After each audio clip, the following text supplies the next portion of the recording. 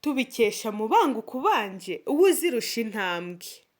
Ndatwa abadahigwa basare batayobya buje ubudatiba ndavuga izirusha intambwe uyu dawe tumuhe karame.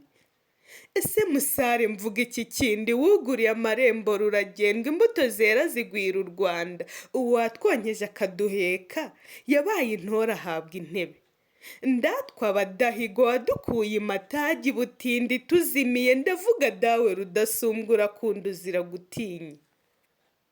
Umubyeyi tuvuka y'ababyeyi yaruse inyanja y'agahinda asumba urugendo amacakubiri aducamo rudasumbwa udukura imatagi. Mata 9 curaburindi ryinikije warengeye abawe basumbirijwe yaduhanze yarakuturagije aguka ukuri uko rusugire. Mugongo duheka ubu tuganje urwera amahoro aganje urwawe imitima iganje neza turera mubera bezi wawe. Ndatwa abadahigwa wadushyikije byinshi turamye myinshi 31 yose tuba mu rwera mbuga isukuye tuba mu mahoro azira kirogoye.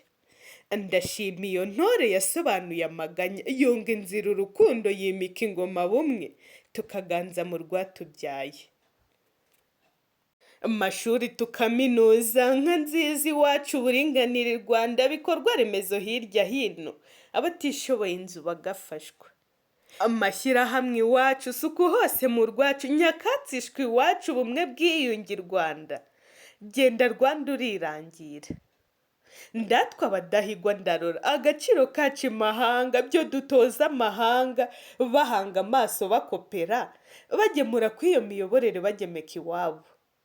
Umutekano turinzwe umutekano tugemura abukerarugendo shema ryacu twirata byinshi dushyikije turaritse mwese twe ndorerwamo idahumye. Umubyeyi tuvuka uhumuriza benshi abafite ubumuga humura mfubye ncike humura uhorana Imana ukunda abawe. Mugongo duhekwa uburezi kuri bose hohoterwa dukumira kubw'ibyo byose ubu turaganje sugira usagamba uduheta ibyiza. Tubikesha Mubanguka Ubanje uzirusha intambwe. Ni imiyoborere myiza ni umusingi w'iterambere.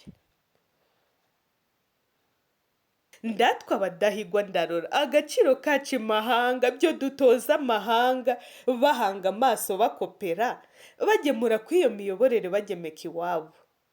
Umutekano turinzwe umutekano tugemura abukerarugendo shema ryacu twirata byinshi dushyikije turaritse mwese twe ndorerwamo idahumye.